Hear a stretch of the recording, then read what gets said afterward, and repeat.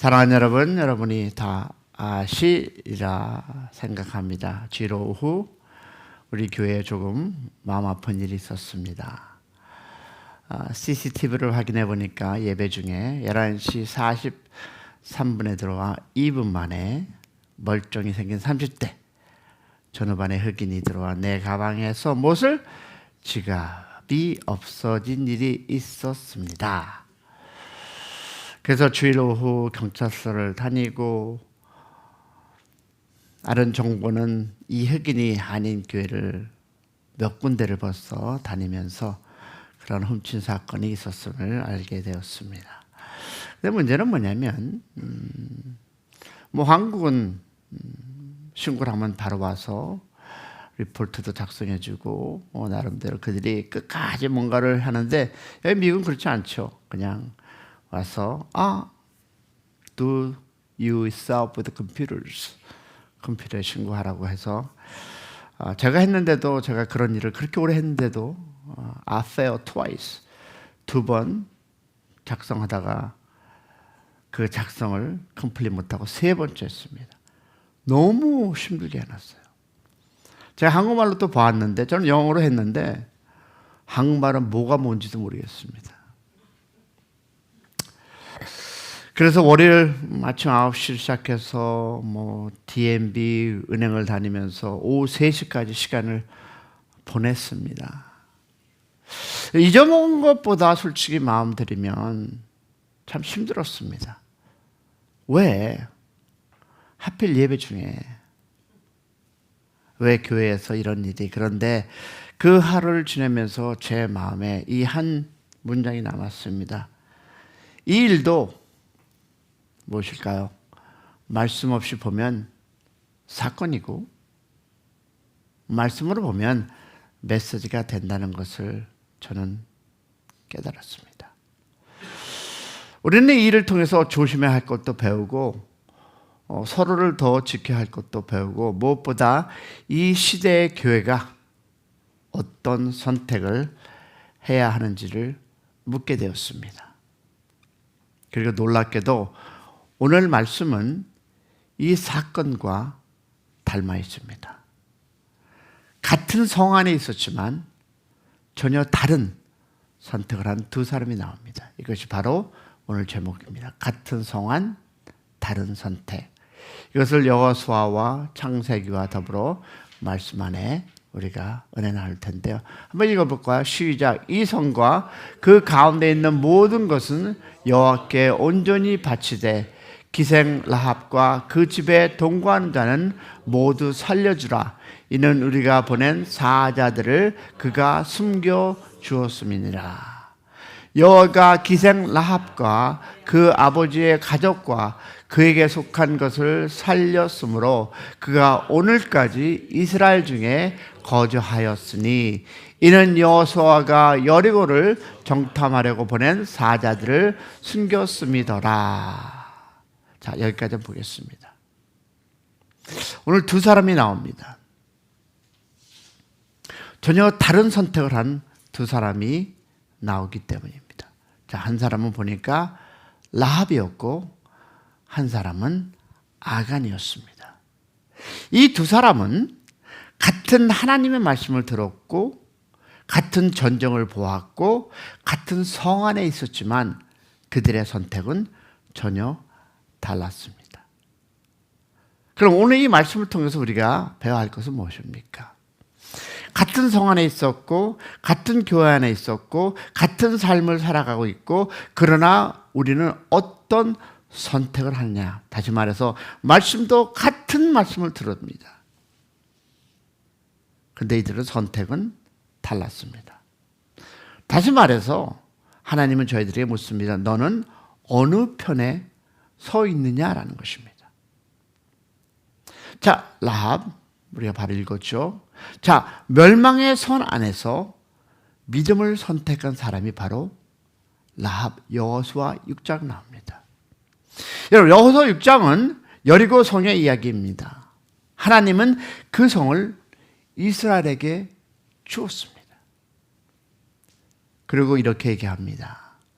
자, 6장 17절 볼게요. 시작. 이 성과 그 가운데 있는 모든 것은 여호와께 온전히 바치되 기생 라합과 그 집에 있는 자는 살려주라. 자, 알다시피 라합은 여리고 사람입니다. 그리고 가나안 족속입니다. 자, 신분도 과거도 자랑할 것이 없었습니다. 그런데 그는 정탐꾼을 숨기며 이렇게 고백합니다. 보겠습니다. 너희 하나님은 하늘에서도 땅에서도 하나님이시라. 자, 라합은 민족을 선택한 것이 아니라 하나님을 선택했습니다. 환경을 따르지 아니하고 믿음을 따랐습니다. 그래서 그는 살았고 그 집은 구원을 받았고 심지어 메시아의 족보 안에 들어가게 됩니다. 자, 라합은 어디에 있느냐보다 누구 편에 섰느냐가 중요하다는 증거입니다. 사랑하는 여러분, 우리는 어떻습니까? 우리가 인생을 살아가다 보면 우리는 분명 하나를 선택해야 하는데 어느 편에 서서 내가 살아갈 것인가 라는 것입니다. 그래서 오늘은 우리에게 오늘 이렇게 묻고 있습니다. 나는 지금 어느 자리에 있느냐가 아니라 나는 지금 누구 편에 서 있느냐라는 것입니다. 오늘 하루 우리는 살아갈 텐데요.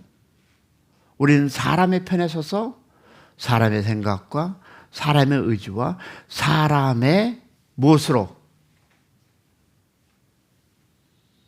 평판으로 살아갈 것이냐?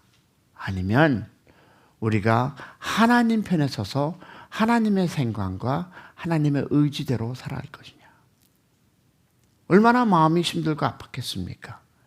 그 안에는 여러분 이제 고백하지만 돈과 크레카를 잊어먹은 것도 있지만 그 안에는 제가 그 오랫동안 갖고 있었던 경찰 배지와 아이디까지 이제는 걸리면 일일이 제가 얘기를 해서 maybe 티켓을 안 뛸 수 있기를 바랍니다. 그전엔 안 그랬는데 무엇일까요? 그 나름대로 내가 쌓아왔던 공로와 내가 쌓아왔던 그 모든 것이 한 번에 싹 잊어먹게 됐는데 무엇입니까? 그러나 나는 어떤 걸 선택하느냐? 오늘 말씀대로 그 안에 하나님의 무엇을 뜻을 깨우치는 시간이 되었습니다. 다시 말해서 여러분, 누구 편에 서 있느냐? 어떻게 내가 이 사건을 해석하느냐라는 것입니다. 아유, 재수가 없어서가 아니라 분명한 하나님의 메시지를 저는 받았습니다. 자, 그러면 보겠습니다. 같은 성에 있던 아간의 얘기를 여러분과 나누겠습니다. 아간은 하나님 백성 안에서 죄를 선택한 사람입니다. 자, 그 다음 장이 뭡니까? 여호수아 7장입니다.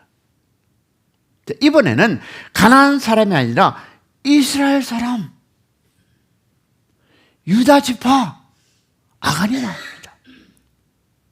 그는 하나님의 말씀을 알고 있었습니다.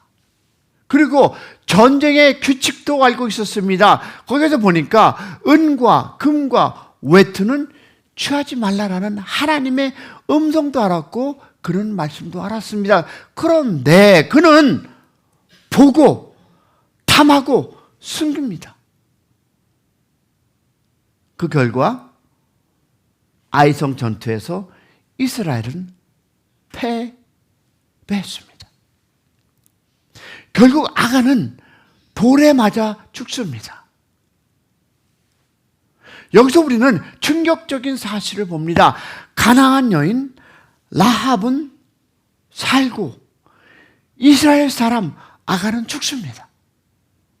자, 이것이 무엇을 말할까요? 이것은 민족의 문제가 아닙니다. 이것은 거룩의 문제도 아니라 거룩한 자의 삶입니다. 차별 문제가 아니라 선택의 문제입니다. 그럼 우리에게 주는 메시지는 뭘까요? 아간은 말씀을 알고 있었던 사람이었습니다. 그러나 그는 하나님께 드려야 할 것을 자기 손에 남겼습니다. 라합은 하나님을 잘 모르지만 자기 인생을 하나님께 드렸고, 아간은 하나님을 알지만 자기의 욕심을 하나님보다 앞세웠습니다. 그래서 한 사람은 살고 한 사람은 무너졌습니다. 그럼 여러분에게 이런 질문을 해보겠습니다. 우리는 무엇을 보고 있습니까? 무엇을 탐하고 있습니까? 무엇을 숨기고 있습니까? 하나님께 먼저 드려야 할 것을 뒤로 혹시 미루고 있지는 않습니까? 감사는 있을만 있고 삶에는 없지는 않습니까? 조금 더 앞으로 나가 볼까요? 주일은 형식만으로 지키고 마음은 드리지 있지는 혹시 않습니까? 선교와 헌신을 중요하다 말하지만 남는 것으로만 혹시 드리지는 않습니까? 내가 무엇을 하겠다는 큰 그림을 그리고 있지만 여러분의 삶은 혹시 그 그림과 생각은 잘 포장했지만 여러분의 지금 인생은 정말 하나님께 온전히 드리는 삶을 살고 있습니까? 라는 질문입니다. 아간은 이야기는 남의 이야기가 아니라 오늘 우리의 이야기입니다. 여러분, 이것은 신분의 문제가 아니라 태도의 문제입니다. 교회에 있느냐가 문제가 아니라 하나님 앞에 어떻게 서느냐라는 문제입니다. 할렐루야. 오늘 우리는 라합을 선택할 것인가,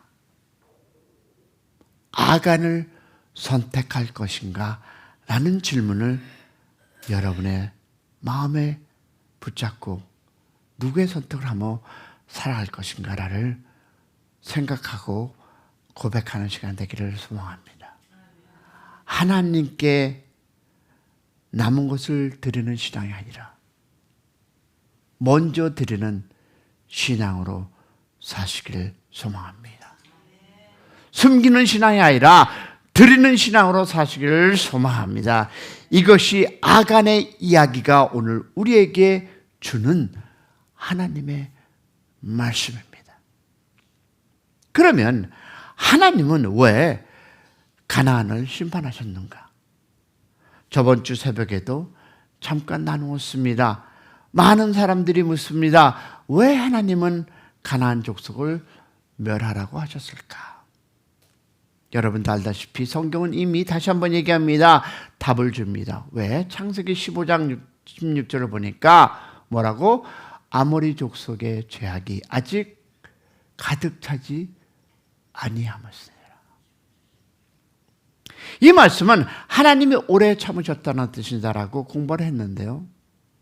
즉 지금 여러분과 내가 살아가는 이 시간이 바로 이때의 이 시간이며 우리의 인생도 우리가 내일은 남 모르다라는 똑같은 인생을 우리는 살아가고 있습니다.